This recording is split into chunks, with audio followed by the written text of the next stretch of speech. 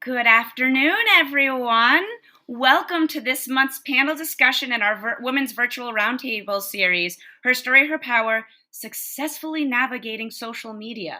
It's not lost on us right now, the irony of being able to do and talk about social media the same week that Facebook has a huge outage for all things social media. However, I've got some excellent experts on here today to go and help us navigate everything that is social. My name is Faith Murphy, and as a volunteer with the Niles Foundation, I will be your moderator. Today, we're going to be hearing from two amazing women who are going to break down and demystify how to increase your business presence on social media. Working in the advertising field myself, this is guaranteed to be an incredible session today. For those of you who are new to us today, the Niles Foundation is a nonprofit founded to build equity and equality for all. Our focus is on women, youth education, and sustainable projects, and we empower our citizens, especially those of low, moderate income and who are underserved and underrepresented in our communities. Every month through the rest of 2021, we only have one more. Next month will be our last virtual roundtable series. But every month we've been holding these where we're focusing on topics that are all about they're talking about topics that are important to women. And the whole purpose of this series is to empower, educate, and inspire. We encourage you to engage with our panelists and utilize the chat box to ask questions you may have. And then we're ready to go. So here we go. Our first guest today is going to be Hyacinth Rucker, who is currently the Regional Communications Manager for the American Red Cross of Indiana. Hyacinth not only serves as a spokesperson for the Indiana region, but she manages media relations, writes press releases, as well as the monthly internal newsletter.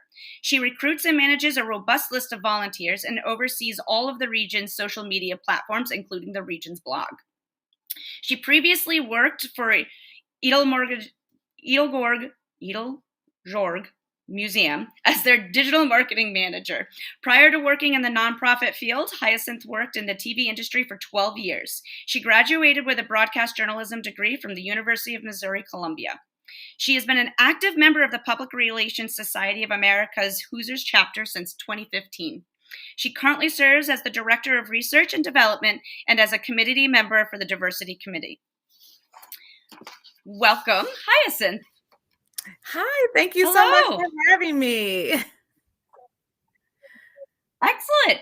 Our next panelist, book coach to bestsellers, Kim O'Hara, has been a storyteller for over 30 years with a previous career as a movie producer and screenwriter, making 11 movies.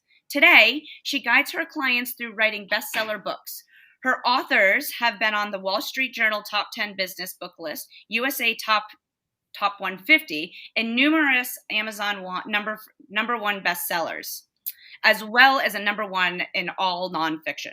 She hosted a successful podcast, You Should Write a Book About That, interviewing fascinating people with stories to tell. Her flagship exclusive webinar, From Someday to Author, 3 Keys to Unlock Your Dream Book, runs every Thursday, and she holds an 8-week cohort, Own Your Authorship, for new authors ready to step from desire to yes. She can be found at astoryinside.com, and you can follow her on IG at astoryinside. Welcome, Kim. So great to be here. Thank you for having me. Oh, excellent. Excellent. Ladies, I am really, really excited to get started here. So the first part, as we were just kind of saying, we're going to kind of break this off into 2 sections. Our first part that we're going to talk about is a little bit about you and social media, and then we're going to go and focus on all the wonderful tips and tricks on how to promote your business, how to get the biggest bang for your buck, how do you get more followers, all the questions that come to creating content and producing content and throwing it out there for the world to see. But before we get there, I'm going to go and start with starting with, in your own words, what inspired you to pursue your careers? So Hyacinth, let's start with you with that. I think I love this question because, in all honesty, I started off as a journalist, majoring in broadcast journalism at the University of Missouri, Columbia. But after 12 years, I knew that it was time for a change. And I made the switch to PR. And I'll be honest, I have not been happier. Like, this is a passion of mine. I was able to get into social media, which I immediately loved. And it's kind of been a chosen field outside of what I thought I was going to be doing. So that's how I got here. Oh, I love that. Kim, how about yourself? Well, Hyacinth and I are divinely aligned to be here today because I have a very similar story to her. After being in the movie business for a long time, I finally just didn't want to make movies anymore. I just was really done. I felt like I'd always been called to make movies for people who were struggling, whether it was with addiction or whether it was with personal identity crisis. And so when I made that move over to helping people write books, I was able to dive more into the personal development of people's lives and have them tell their stories so they can go out in the world and help change other people. When you make little independent movies, a lot of times about 9 people, and one of them's your mother, is seeing your movie. But you have a better chance with books to get a wider distribution because we have control over self-publishing. Absolutely. Oh, this is so okay. This is going to be so fun now. So gonna go and dig in. Let's talk. Let's talk a little bit about social media. My first question for you. Oh, where's my first question? There's so many here. Actually, I'm going to start with this one. It is the messages we see on social media. They range. There's a gazillion of them. Is it important for your messaging, especially when we're talking about either you as an individual or you as your business, that you're going to go and you're going out there and presenting? Should it go and show purpose and like social responsibility? What's your thoughts on that? And Kim, why don't we start with you? It's interesting because when you're the face of the brand, a lot of what you've been through is what is attraction for people to come and decide whether you're trustworthy as someone who they can rely on for, going deep with or telling their story. What have you been through that is going to help them through that journey? And then there's that fine line of like, how much do you share of like your personal life? I have, a relationship with social media where I tend to pull back a little bit on personal, but I go out as me as a brand. So I might bring in family. I might bring in a little bit of like some, personal things I like to do, but I'm very conscious. Is that really helping the people that would want to be attracted to me with the end goal of service? I am a book coach. Someone out there wants to write about their life, or they want to write about trauma, or they want to go deeper, or they want to have an experience. I want to, put myself out there as that person that can hold space for them. I don't know if me posting pictures of my cat or my latest boyfriend is going to really instill that trust. Yeah. Actually, I love that word because you said trust. I think that's a huge part of just in general, like I think when we start to think about that push and pull that we've had with social media, especially the last, 18 months that we've been in this, is some of us are sitting here and we're like, get rid of it, I'm out. And then some of us are like, I can't stop consuming it. It's Right. slightly addicting. Hyacinth, how about yourself? Same question. I would say, speaking from the American Red Cross perspective, such a huge brand that's known all over the world. Like, it is so important that I pay attention to what is being said, and just make sure that it's on brand with what American Red Cross, is doing and stands for, the mission. So I have to really pay attention to that when it comes to American Red Cross. From a personal level, like I do share parts of my family. I have a travel type of social media where I travel and show that experience. I do show raising 3 boys and what that is like.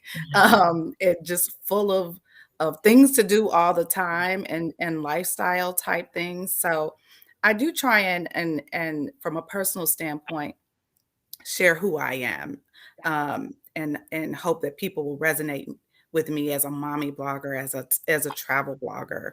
Yeah. Yeah.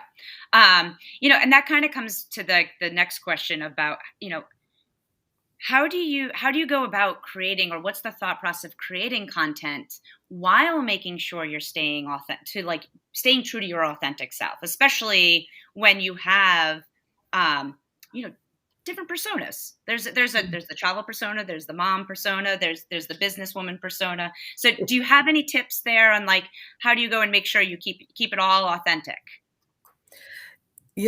So I would say that there are moments where I plan a post, and then there Mhm. are moments where it's in the moment.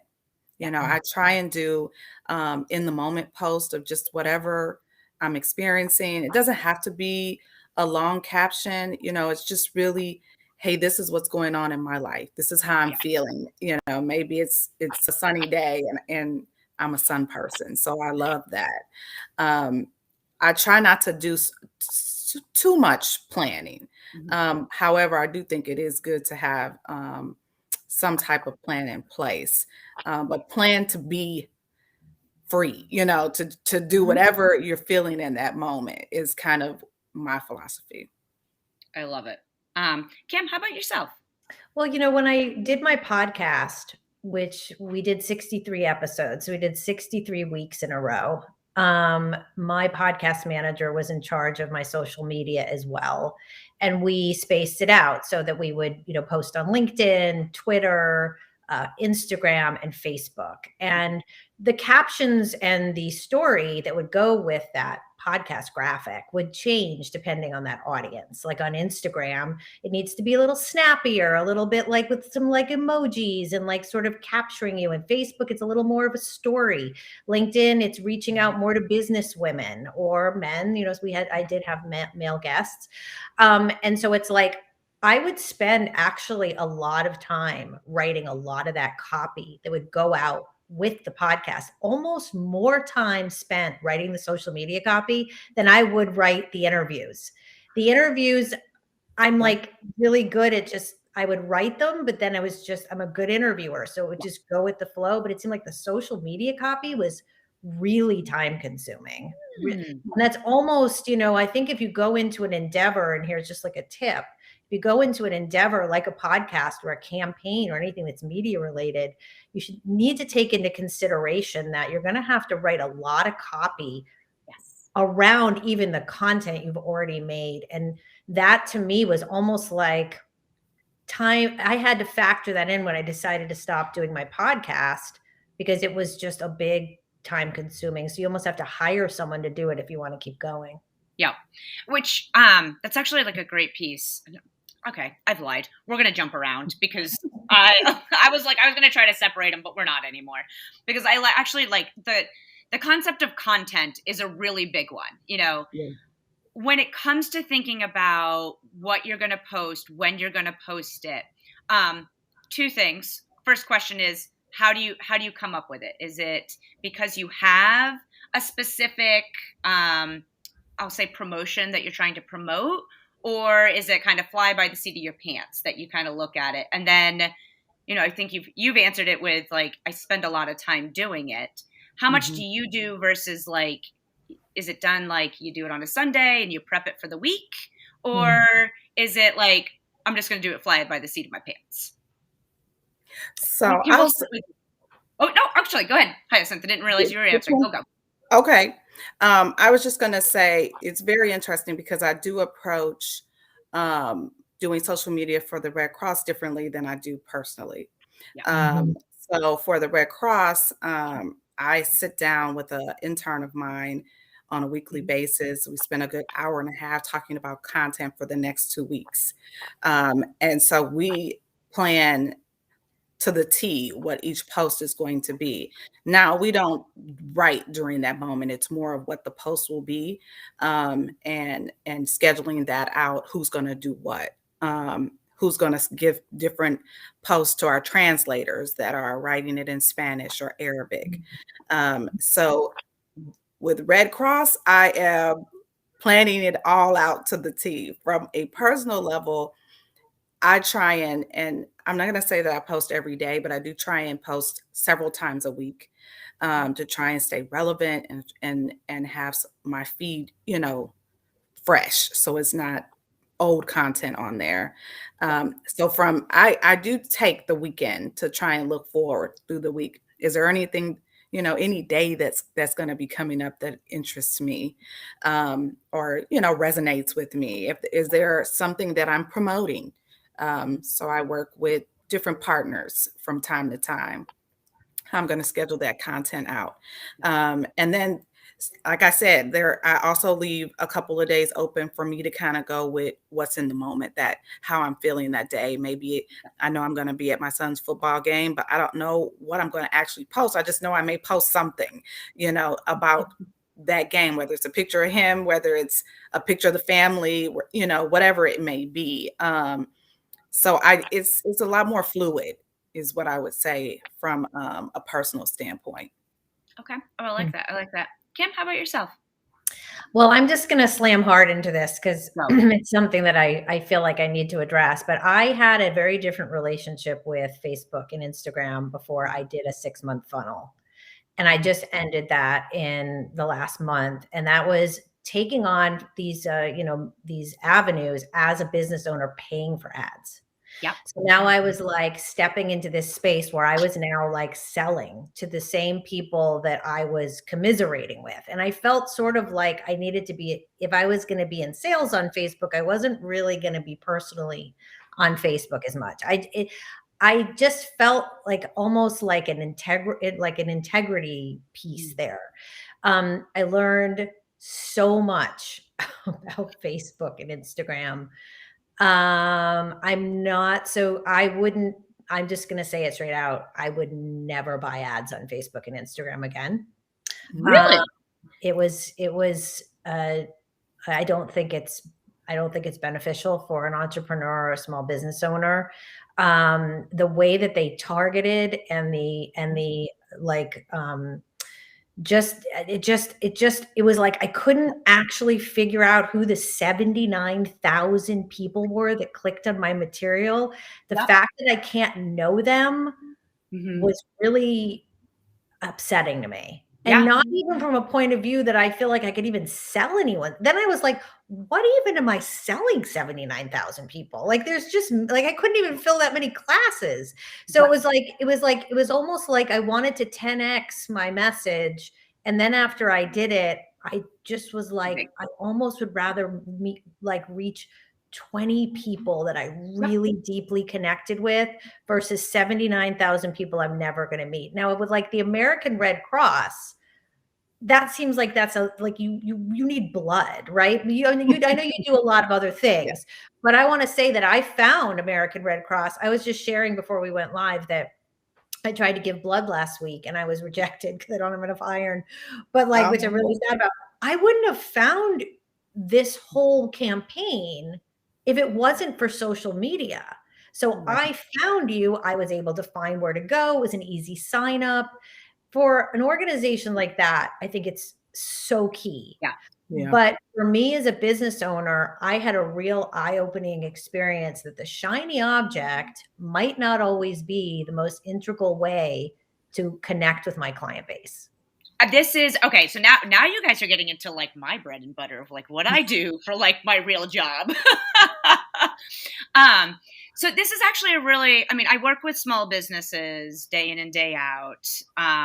And what you're kind of saying, I've actually heard, because there's a piece about finding your audience. So, and I will say it's probably two separate, you both have separate tactics, because one is I have a really specific group of people that I need to go and target. And then the other one is everybody has blood. So my expansive, or like who I want to go and touch for you may be significantly larger versus I'm doing webinars and I'm only capped at 20 people in a webinar type of situation. So I'm actually really loving this. So I'd love to hear a little bit, and I'll let either one who wants to go and take it first. I think Kim, you said you like kind of learned some lessons through it. Did you figure out who your audience was, like in all of this on social, or do you still feel like no, that I don't know who that person still is yet? I think that they are folks who want to write books, who would read a book I wrote, who Yep. would buy a $10 book. Mm-hmm. But I found that price point wise, they were not necessarily my client, which was Yep. interesting. I wouldn't have known that. I actually picked up the phone and called a lot of people, which apparently entrepreneurs don't do. And I got a lot of shocked people in Arkansas and like all these Mobile, Alabama, like you're Kim, like why are you calling me? I'm like, I just want to know who you are. Like, and I got a lot of data on in that way. So it's almost like I couldn't get the data just from what I knew about the reach. And so that's where I ascertained they weren't necessarily my client base. Yep. But I know that in just like sort of the process of doing that, what I learned most about this whole funnel and this whole process, I learned about myself as a business owner, and I learned about my messaging, and I learned about my authenticity. And that was a really important piece that I walked away from. That's great. Hyacinth, I'm going to go to you because I think, like, obviously for Red Cross, it's your marketing tactics overall probably look a little bit different, maybe a slightly bigger budget. So why don't you kind of go and dig in a little bit about, like, how do you find your audience on social? How do you make sure that message is getting out there to resonate with them? So I'm gonna be honest. A lot of that happens on a national level. Yeah. So I'm on a local level working Mm-hmm. in the Indianapolis area, the Indiana region. But buys like what you guys are probably referring to are probably coming from the headquarters out in DC. Yep. Okay. And so that's not in my realm at all, although I am familiar with it and I did do that at my previous job. Yeah. When it came to boosting posts and buying ads. But I agree with what Kim was saying in that it's not that easy to be very strategic in those ads. So it takes. I feel like there are certain people that have learned how to do that. You know what I'm saying? Like they have really honed into those skills and that skill set. And so I am the type of person like, let them do it. It's kind of how I feel at this point. I will agree. I mean, I think much like running all parts of your business, there are aspects of it that you are going to be really, really good at. And there are parts that you're going to sit there and be like, I am not good at this. It is perfectly okay. And it is so encouraged as business owners that we only do the things we're really good at. And really, at the end of the day, the things we really enjoy. Because if we don't do the things we're good at and we don't do the things we enjoy, we spend too much time doing on the things that may not be as important as the starting point. But we're not going to do the other things really right. And in the case of any type of like paid media that you're going to do, it's really expensive to learn how not to do it. Right. Like I know when they say it's, $3 for 1 million impressions. But in your head, you think that seems like a good deal, except 1 million impressions goes out literally in like 20 minutes. So to be online all day and get 20 impressions, or to get 1 million impressions, you're going to be spending a lot of $3 over and over and over. So along those lines, okay, so this is great. First of all, I love talking digital as a whole, so don't mind me as I geek out over here. I think, Kim, actually, I think you both talked about it. You talked about partnering with people to either promote your brand, to get out there. What are some of the things you look for when you are looking to do partnerships? And Hyacinth, why don't we start with you on that? I would say I always want to partner with people with products or things that I know I'm actually going to use, or I'm actually going to do with my children.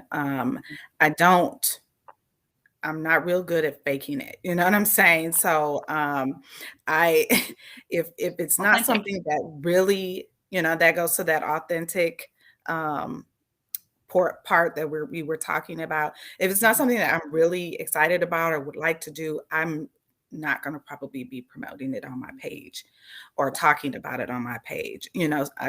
I talk about just things in general that we do as a family where, you know, no one has asked me to do it. It's just because I'm excited about it, or it's something that I think people that follow me should know about. Um, so I really hone in on what's important to me and my life and my family and our lifestyle. Yeah, I love it. Kim, how about yourself? You know, it's interesting. Like I said, I used to do a lot more of that before this whole funnel. I think I'm just recovering from funnel exhaustion. But the and what you were saying, I want to go back, if I may, just for 1 second, because I think it's a really important point for anyone who's listening. Like, I think in any business, you need to take risks and play big, because you will not expand, right? But when you play big, have to be ready for saying the $7 thing. What that really looks like is $200 coming out of your bank account every day Yep. for a series of 3 months. It's terrifying. And then when it's over, you're like, what? You might not have anything except a lot of knowledge, right? So you have to be sort of ready to play big and walk away. And a lot of women that I respect and look up to have taken big risks and maybe not succeeded in the first 2 times and then succeeded in the third time. But when I used to post, it's sort of like what Hyacinth was talking about. It was like anybody that excited me that was doing anything in any space, I would talk about. Like I would think it was like, oh my God, this person has the coolest flower shop. You have to go there. Or like this guy just did my lawn and it was like the best lawn ever. You have very, very like wanting to promote people and tell the world about good services and products that I've used. So I agree with that. It almost is like I have to have had my hands on it in some way, or like my kids got something out of it. You know, I have 2 daughters. I do not like to put them on social media. Every once in a while I will. I'm just petrified of just, I don't know who's out there. So I tend to not put them up there very often. Yep. But every once in a while, I'll tell a story about being a mother with 2 daughters and sort of what we come up against in our society. I think that's important. And there might be a picture of me with them. But it's not that often. And usually it's connected to like something that happened. Like we went to this event and it was like, you know, Gavin Newsom's recall thing. My daughter, you know, like met him. And so I might post about it, but not generally. I will put my kids up there. Yeah, no, it totally makes sense. You know, so another one I'll go into is probably, it kind of goes back into like the business side of the house, but pricing structure, you know, especially if, well, let me start with, have either one of you ever been asked to partner with another company? Yes. Okay. And then how did you look at that? So was it a case of you had to go and you know, how did you come to that agreement where you were going to be, you were going to go and do the partner? Was there a pricing structure involved? Was it for free? Was it, hey, I got free stuff, I got free product in return? Like, you know, at the end of the day, it kind of comes back to how do we go and make sure that, yes, this is my social media, but I also still need to make sure my self-worth is also being portrayed, because again, kind of coming back to my authentic self. Do you want me to go first? Yeah, go ahead. Sorry. Well, there are some companies that I work with where it's in kind. So it's not it's a service in exchange for a post. And so I've dealt with those, but then I've also dealt with it's a price, you know, for a post. And I think you have to look at how many followers you have, and kind of gauge it by that. You know, I'm trying to grow my social media all the time, but I'm definitely not where my cousin is, who is around 40,000 followers and, you know, can ask for X, Y, and Z as a fashion blogger. So I've researched it and, you know, came up with a formula of what I think would be on par with where I am on social media. And then I pitch, you know, with the always saying, you know, this is negotiable, right? But everything is negotiable. Everything right. is negotiable.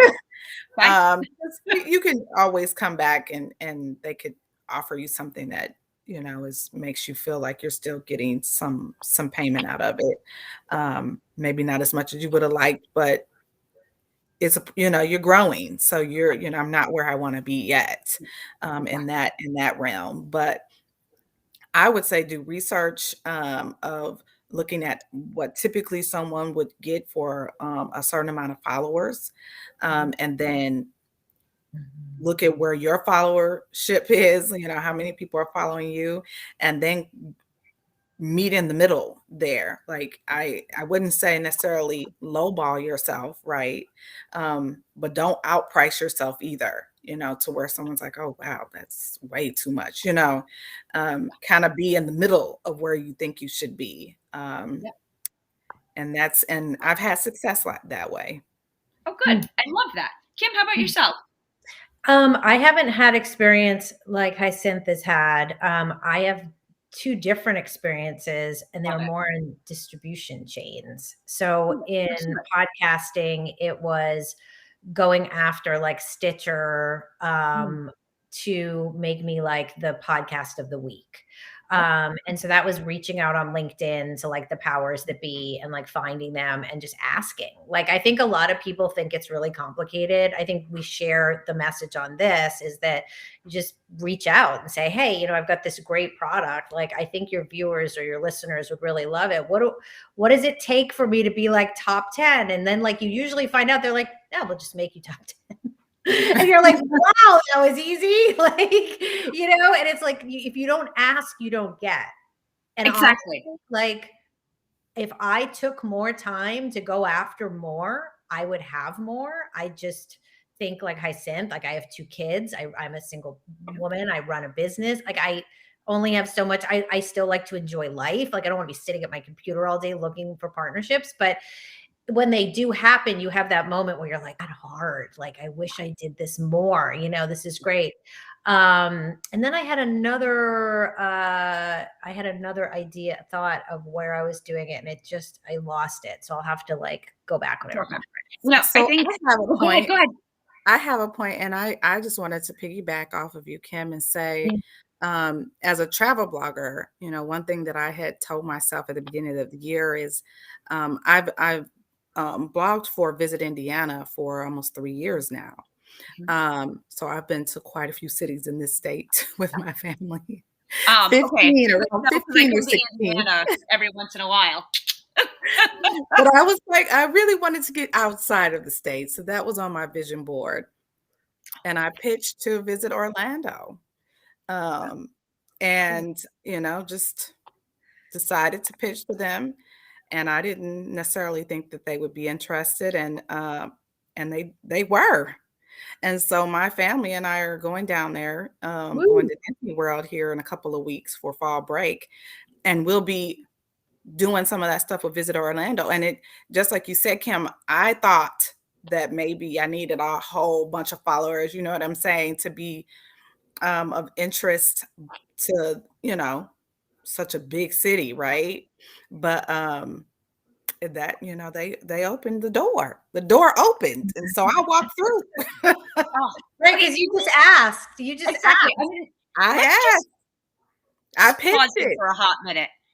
There's just the constant theme here of you miss 100% of the shots you never take. Like, if you don't ask for it, you're never gonna know. And it's like, I just read Everything is Negotiable by Dr. Morgan Myers. Great book, and it's really about empowerment for women and how do you get from point A to point B.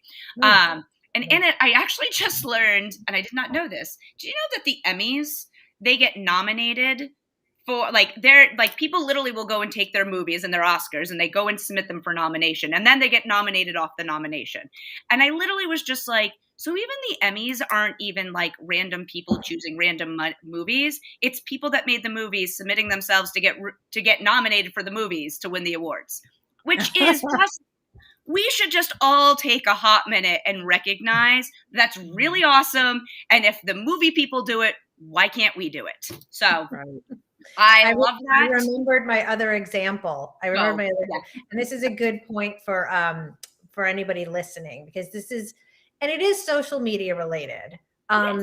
There are opportunities that will come to you that you will not like, you'll be like, well, I don't know. Like, I don't know who, maybe, but I take any opportunity I can to speak. So these folks called me up and they said, we've got this YouTube channel called Film Courage, and you were in the movie business and we don't have any book coaches. And would you be willing to go? So I like drive out in this like 100-degree day to this little studio in Pasadena. And they want me to talk for like 2.5, 3 hours. I'm like, I got 2 hours, like, you know, for this thing. And the whole time I'm doing it, I'm like, what is this? Like, I mean, I put my all into it. I put on the lipstick, I showed up. I have had like 27,000 people watch just one of my clips. Wow. I was like, who are these people? I have already made $10,000 in revenue in services from my videos. I spent no money. I drove out and just said yes. First, I'm not going to tell you what my funnel cost and how zero revenue I've gotten back from that.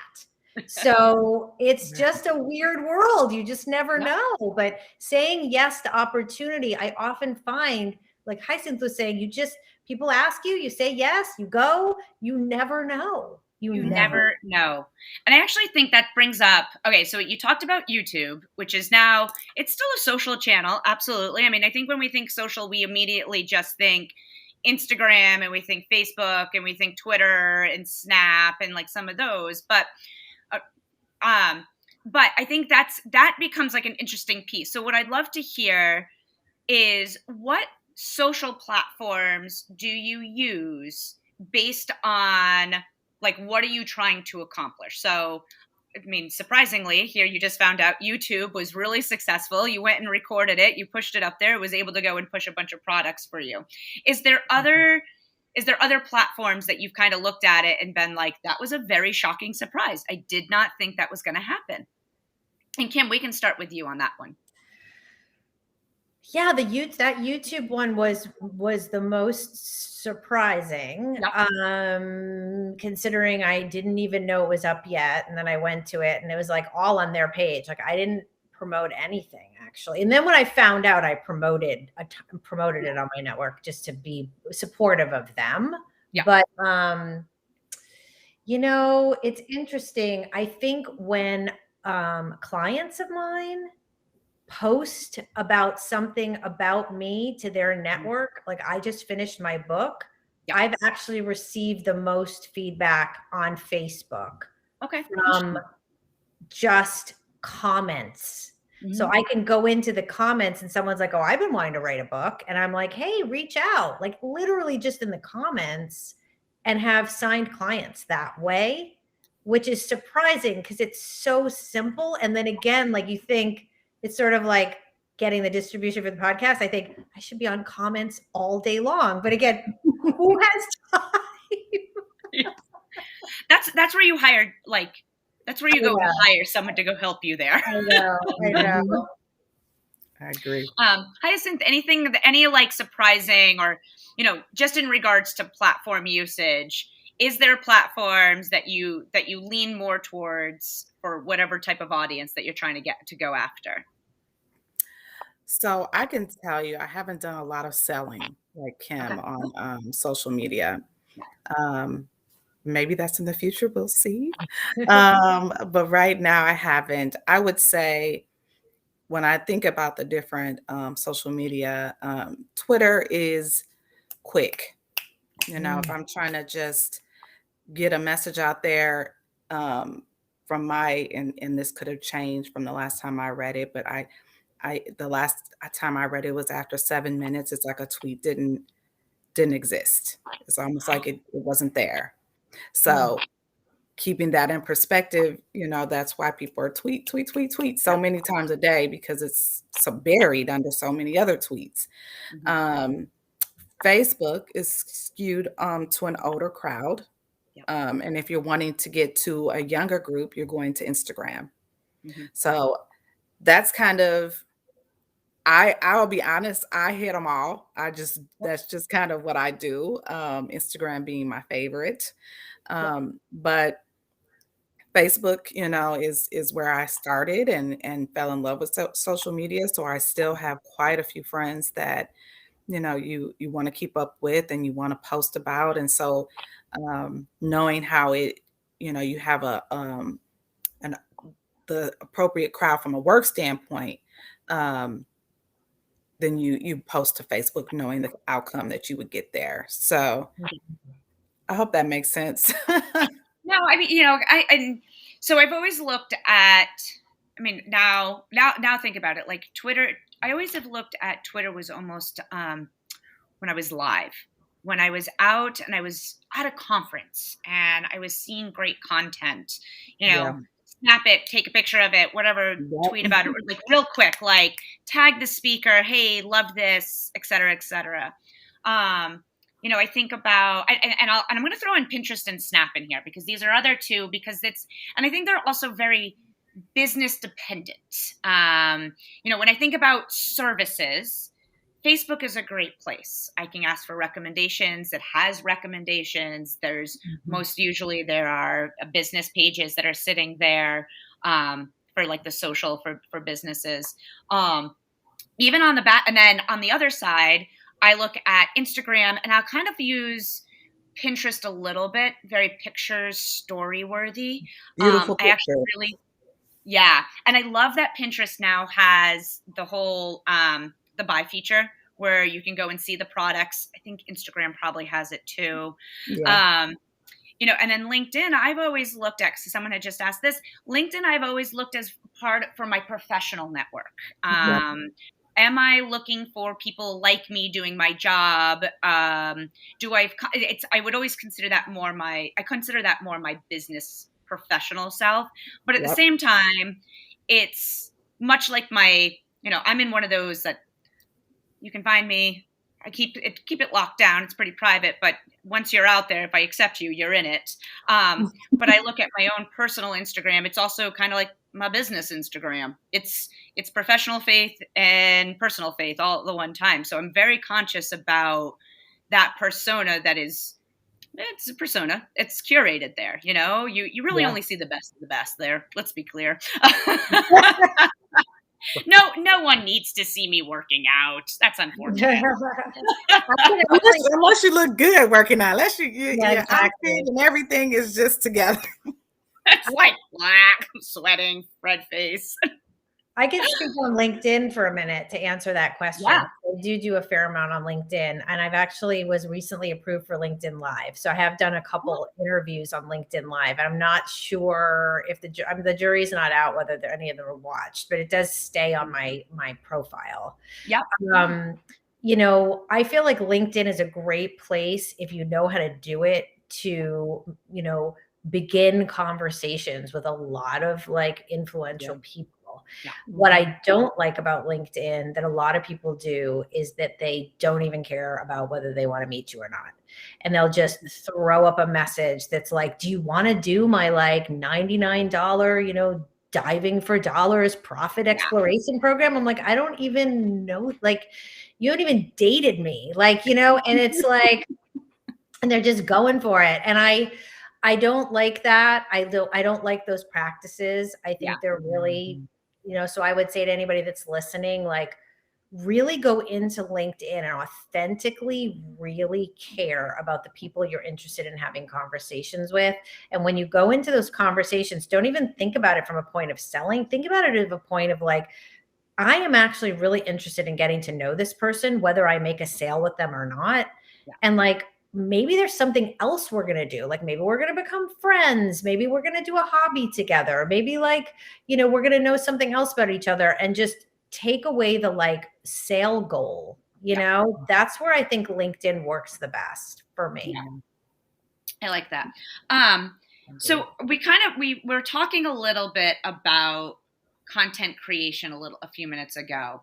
I'd love to know, are there any tools that you use that help you automate and build your posts that you're going out with? Hyacinth, why don't we start with you on that one? So from a personal standpoint, I use Planoly. And I do like that platform. I do not pay for it. So I'm using a free version, just throwing that out there. And from a work standpoint, we used Sprout Social. Okay. And I really love that platform when you're managing multiple social medias and it's a lot going on. But that's paid through the company. So Yep. yeah, both I like both of those a lot. Kim, how about yourself? Any automation tools that you use? I use Hootsuite. Yep. I I love Hootsuite. I don't pay for Hootsuite either. I use it so rarely, but I do use it, and I like to use it on my laptop. Usually from my phone, I'm pretty spontaneous with posts. So, like for example, for this event, like I made a post for each social, channel and just did it all in one blast. Like, hey, I'm going to be at this, event. You're going to like love this, come see us talk about social media, and maybe a little blurb on it just to kind of put it out in the world. Yeah. But generally, I also like IG Live. I really love, I interview authors on IG Live. Yeah. But there's no preparation for that. But you can post beforehand, hey, I'm going to go on IG Live, but then it sits on your grid, and it's not like the greatest content to sit on your grid. So I haven't figured out how to like actually promote an IG Live with it not ending up on your grid. You can put it on your story, but you can't, I don't think you can pre-plan stories. I think they have to be spontaneous. I could be wrong about that. Yeah. You can save them.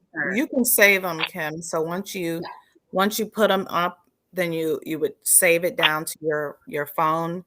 And then you can put them all up at one point in time if you're wanting them all to go up together. Oh, interesting. But I will say some of those features are released as you get more followers. Yes. Yeah. The 10,000 followers is how you can go and link to. You have to be a business account, and you have to have more than 10,000 followers to be able to link in. I will actually give you another great one if you guys don't use it. It's called Canva. Oh, I love Canva. I love Canva. So easy to go and create the actual like content that I need to do. I definitely use Canva. Yeah. Yeah, I use Canva too. Yeah. Is there any other ones that you guys use that just help you like build your nice little 1.5 by 1.5? I guess let me look at my phone. yeah. I'm trying to think of like what else. Well, I use Layout. Yeah. Sometimes, just to like, if you want more than one picture, which I don't tend to do that on my own personal, but for work, sometimes it makes sense. Yeah. Boomerang. I'm a Boomerang fan. I love Boomerang. Kim, if you have some, you can throw them in here while I'm looking. God, I have nothing to give. I'm so not cool. It's so sad. I love it. I get sucked in. Like I want to do Instagram reels, but I just feel like unless I know how to hip hop dance and record sound, and like I got nothing. Like I don't know. I have two more. One is Cut Story, and the other one is InShot. Oh, InShot, yes. There's the other one I will also recommend is called Light Leap, and it's by Light Leap is, I thought it was an Adobe product, but it's not now. That's like another one that you can kind of go and make those pictures and color them on the background. Trying to make it not so dark. So make it not look like someone just got out of the shower and now she looks like she's fresh and clean. Well, I can say one thing about video editing, because I had to make a lot of video ads for my campaign, and a lot of them I would make in my phone. We did 3 different series of video ads with dolly shots and everything. iMovie? I did iMovie. So, but in your phone, you can actually just edit the actual video. Oh, yeah. Yep. And then you can send it to your computer, and then you could just like upload it. That was really easy. YouTube, actually, you can do some basic editing right on YouTube, right before you put something up. The problem is the processing time takes after you do one cut, you've got to wait like 2 hours. And if you got the cut wrong, you're like, I just waited 2 hours for like the wrong cut, and you've got to wait 2 hours again, which seems a little archaic. So iMovie degenerates the value, the the look, I find. Like once I export iMovie, I feel like things get a little less bright. I don't know why that happens. It doesn't happen for everybody, but it happens for some people. It does. Okay, so we're coming up to the 10-minute mark. So I have a couple more questions around like the goodiness of actual posting. Because I know this is the one everyone is asking right now. Well, how do I go and boost my followers on social media? And I guess this is probably like the best place you can go and wrap up all your tips and tricks into one big one for all of us. Obviously followers, that's how we get business. That's how we kind of move ourselves forward in our business world. Hyacinth, why don't you give us kind of like your best 3 tips on how to boost followers? Consistency. So making it a priority, not being so sporadic. I would look at the insights on your on whichever platform you're looking at. Look and see where your posts are getting the most eyes on it, and then based upon that, then post at that time. Also, do everything you can that once the post is up, do not touch it. So don't go in and edit it. If you have a misspelling, leave it, at least for the first 24 hours. Like, don't mess with that post because it will mess with the algorithm, and it does something to where it's it stops pushing it to your friends and your family. So leave it alone once it goes up. And that's why you got to double, triple, one other point I'll throw out is I always, unless it's in the moment, we talked about that, those types of posts. If I'm really writing it and creating the content, I'm sitting at my computer, I'm doing it in Word, and I'm spell checking, and I'm using Grammarly, and I'm making sure that I've done all the edits that I can to do to my content before I ever copy and paste it into Planoly to post, so that when it goes up, any errors have been caught and it's done, and I don't have to touch it. That's a great advice. I do all of my, I line up all of my posts. Anything I write goes into like my notes section. So it just sits there, and then it's the same thing on my phone. I can copy, paste it, push it in. And then when I find a mistake, I'm like, wow, oh boy. You should not be posting if you can't write it there and then it still has a mistake. Right. I'm like, uh-oh. Kim, how about you? What's your like 3 best tips for helping boost social media following? Well, number one, I'm completely shattered by this recent revelation because I edit my IG post about 62 times on my phone. So I am epically failing. I'm never going to do that again. I can't believe it. No one has ever said that. Ever. That is like the best. That's the drop the mic. That's the whole interview. She just dropped the mic. Like, who knew that? Okay. And so as an editor, I'm constantly just like, oh, I could just edit within. I don't have like a ton of like, that was just the greatest advice, but I will say that when I get on Instagram and I'm like really serious about something and authentic, and I'm like at the top of like, I just climbed a mountain and I've got something to say, and I'm really like, I'm passionate about it, and it has to do with like trauma or beauty or love or something that women are really attracted to. I tend to get a lot of I'll get the message from Instagram that says this post is doing 90% better than any of your other posts. And I note that and I go, oh, okay, that makes a lot of sense. People really want authenticity, and they want to really hear you just being real about those categories. Yeah. I would say I'll throw in there kind of like the A/B testing. It's the message that you've tried once, and did it work out well? Later in the week, you kind of maybe have the same message, just slightly different, and using the insights and saying which one's resonating most with my users that are following me. I also will say, like, yes, likes are always a good indication. Did it do really well? Did it not do very well? But the engagement, and that's always been a fun one to go and see, like how many times was it shared? And again, it kind of starts to go back to when I'm building my posts, I'm trying to talk specifically to my audience to my audience. So how I found my audience maybe a little bit different because it kind of depends on what message did I send when I sent it. So sometimes you have to go and post the same message 2 or 3 times over to go and hit that same to hit your entire audience, but each Mhm. one needs a slightly different variation of how to get it across. And again, it all kind of depends on what's the product and service, especially when you have a really diversified especially when you have a diversified audience. But usually you can start to see like what are the commonalities? Are they a type of demo? Are they a type of gender? Are Mhm.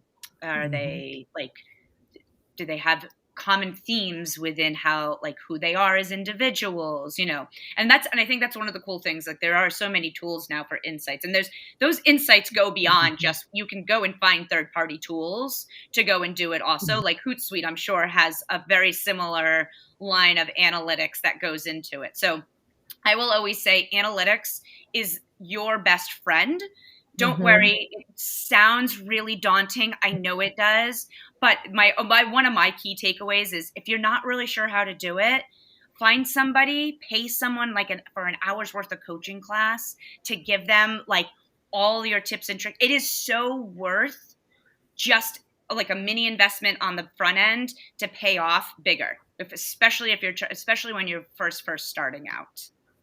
I would Um, also say, yeah, Faith, that it's important to follow people that that yeah, inspire you, yep, that you are like, oh God, this is some great content, or I love what this person says, or, you just love how they have curated their particular mhm, platform. yep, I have several people that I follow that are like that, and I have my notifications turned on. So when their posts go up, I get a ding so I can yep, continue to take that in and be inspired, yep. and have something to grow to. Exactly. I would say it's like find people, and they don't have to. It's always best if you can find somebody within your own industry to go and follow, so you can kind of curate your own sense based off what they're doing. But also, there's the piece of oh Lord, I was just it was in my head. It's like going around on this call today. Um, I There's know. just people. Oh, and then sometimes I follow people that may not have anything, but I just really like the content that they post. Like Yeah. I do, I will tell you, I follow people that I am not totally like I'm never going to go buy their services and products, but I love the content that they go and put out there because content is king. And that's it. Like Mhm. sometimes you need to sprinkle the content with like I'll call it fluffy content. I don't think that's always the right word, but like the stuff that's the feel good content versus the content because that the feel good content is how you can help draw in new users. But again, it always should tie back to who your authentic self is and like what your business is. If you sell bicycles, I'm not going to go do this. I've done these examples on the spot and they've never turned out well. I have something I want to say, just kind of to end up, and there's one of my children. Oh, Who's made an appearance. See, on social media, I can't keep them out. Who's going to make herself a sandwich apparently in the middle of my live stream? Isn't that awesome? I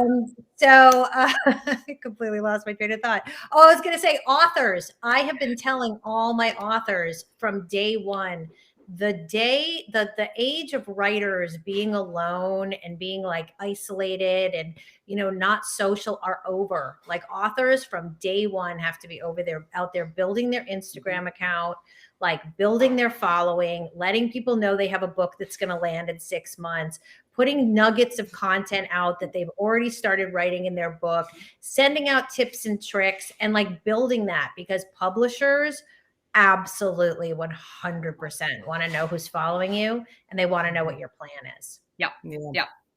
All right. I'm going to come down to the last 2 questions, but I'm going to spring one on you before I go and ask you your final question. Top favorite follows on social media. Oh, I know. you want me to do that first? Go for it. I know. My top favorites. I Okay. know. So, I mean, I am a Beyonce fan, so Beyonce is one of them. Goodness, I had to pull it. So I follow a lady. She's called gosh, I have to pull it up. Like now, I'm like, I've asked this It's, question, so now I'm it's like, uh-oh. Mommy on the Move, and I just Oh, love her. She's I've watched her grow so much in the last couple of, well, maybe about a year and a half. So, she's one of my favorites. Gosh, I should have had that prepared, but I I'm didn't. going through mine right now. I'm like, oh my God, who do I I follow? did it. Because I I mean, sprung it there on are you. We were several. talking about I it. mean, I'm going to put my cousin out there. My cousin is Dr. Kiara King. She's a I want to fashion follow blogger, her. which is That's great. completely different than what I do. But I just love what she does. Another in the Indianapolis area, there are a couple Mhm. that I love. The City Moms is a group here, and I love them. And it's just them, and it's more of a group, not necessarily a individual person. Um, uh, Goodness. You know what? While Hyacinth Let is me keep figuring looking while Kim I maybe know. jumps in. her amazing list, and I've come up with like nobody. I do follow Kira Pro, who is a exercise woman on YouTube. I love her. She does 20-minute mashup exercises that you get to dance to, and she's body conscious, like body positive. She's not like super Mm. skinny. She's really like I love her. Kira, I think her name is Kira Pro. Okay. But I was going to say, you know what we didn't talk about? Maybe it's not socially like considered social media, but Clubhouse. We We didn't didn't, talk about What? We Clubhouse. didn't. Clubhouse. I was on Clubhouse for like half a minute and I was so confused. I didn't know what the heck was going on. But I did run a room. I did run a room 4 times and I did have Oh, printers come in from all over the world. Okay, It was so you super knew a nice. little something. I got on Clubhouse the first week. And Wow. I think people should explore Clubhouse. I think there's a lot of potential there. I just think it requires a Twitter level amount of time. Yeah. yeah. I agree. I think a lot of people, it's it's very conversationalist, but it's more video conversation, right? No, it's only audio. Sorry, I meant audio. That's I. Yeah, it's Yeah. only audio. Yeah. And like I had like people, come in my room and like we were chatting and I went into other people's rooms. You can get on any stage anywhere. You just Yeah. raise your hand. Hmm. So for people that want to like get themselves out there, it's Yeah. just you could be on it all day. You could be. Yeah, because it is. I always think of it like maybe a little. I guess I've always looked at it more educational. So, is there a Yeah. topic that I'm looking to go and learn more about? I think one of the cool things there is that there's always some sort of expert, but then that's, I think, probably my one downside is, are they really an expert? Is because I like trusted sources. I like to do research. Yeah. Right. Mhm. You Right. guys, I have one more, What do and you think? I did want to mention Sonia Richards Ross. She's one of my favorites on social as well. I'm a part of, uh, well, I my blogs are on the mommynation.com website, which is geared towards Black moms. So I love Sonia Richards Ross and everything that she's doing with that organization. And I did want to mention that. Oh, well, I feel like I have So my she's a former Olympian for anybody that is not familiar with her. She's a track Mm. star. just start following all the Olympians. I love I mean honestly everybody, all of them. I just follow I follow everything. Don't I everything. I go from athletes to college like programs to meditation to health and wellness. I'm a very big health and wellness. That is 95% love, but I also have multiple Instagrams because I also moonlight as a travel agent. I don't we'll call it as a moonlight because that's the best way to describe it. But I have But I have a social media just for that. And then I have a social media for myself. Like that's the other side of my world. And it's the same thing for Facebook. And they all take slightly different personas, but I love following all things travel sites. I travel like all of the any destination that I'm like looking to research, I'll go and follow that. Any hotels that I'm staying at, I follow that. Like it can be a lot, but it really, so basically all it does is make me want to travel all the time. Me too. I also follow Jennifer Gardner as a celebrity because she has done this meditation series through pandemic with Chelsea Loves Yoga, who's a New York-based meditation teacher. And there's just something about Jennifer Gardner that I just like love. She's just so authentic and real. And she gets on like with her cup of coffee after a workout and then gets on and meditates. I just think it's great. I think her stuff is great. I'm going to add that. I'm going to throw out there. I can't think of a name right now, but I do try and follow inspirational type accounts, where you have pop up in your feed something that's going to feed you, that's going to be like, oh, that's really good. I needed to read that type of post. So yeah, I would also go ahead. I would just recommend for people to do that, just to break up, everything that you're seeing. And there's people that do amazing things. There's people that there was one that I was following for a while, this guy in France who could do like 4,000 flips like in one run. And I you just would be like, wow. Or someone who could drum on anything, those are really cool. But I get tired of those after a little while. Yeah. Yeah. All right, ladies. I'm going to ask you your last question, and then we're going to, this much fun. I'm like, everybody else is like, great. We found out all these cool people.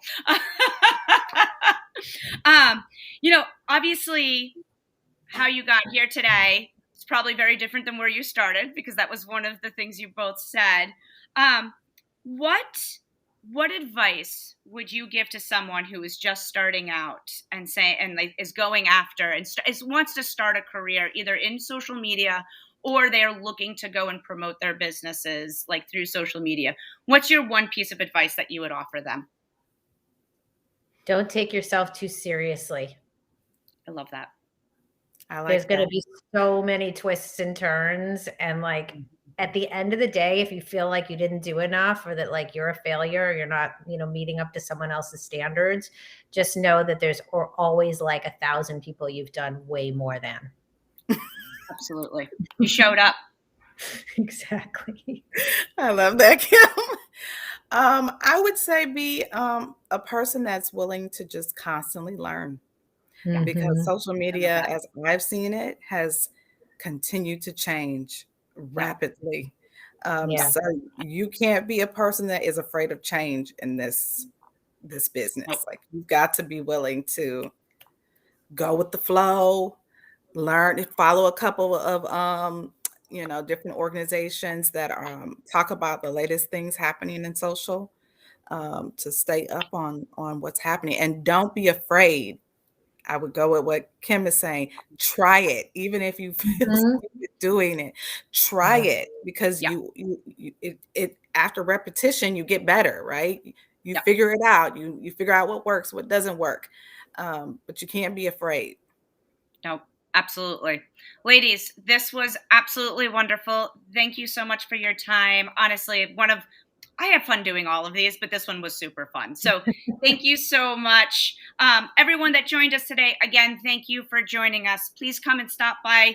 We'll have another one in November, and our next virtual table will be all about focusing on our favorite topic, money. We're going to go and chat with experts on how not to fear it, but to embrace it, because understanding your financial situation as a woman is hands down one of the most empowering things you can ever learn. But we will also be talking about budgeting, investing, saving, and especially as we're coming into the holiday seasons, how do we make sure we save our pennies for all the great things? If anyone is interested in joining us and being a volunteer, a virtual volunteer, please head over to thenilesfoundation.org, and there's a section for volunteers. Thank you again, ladies, and everyone. We'll see you again next month. Thank you. Thank you for having me. Thank you for having me. Bye. Bye.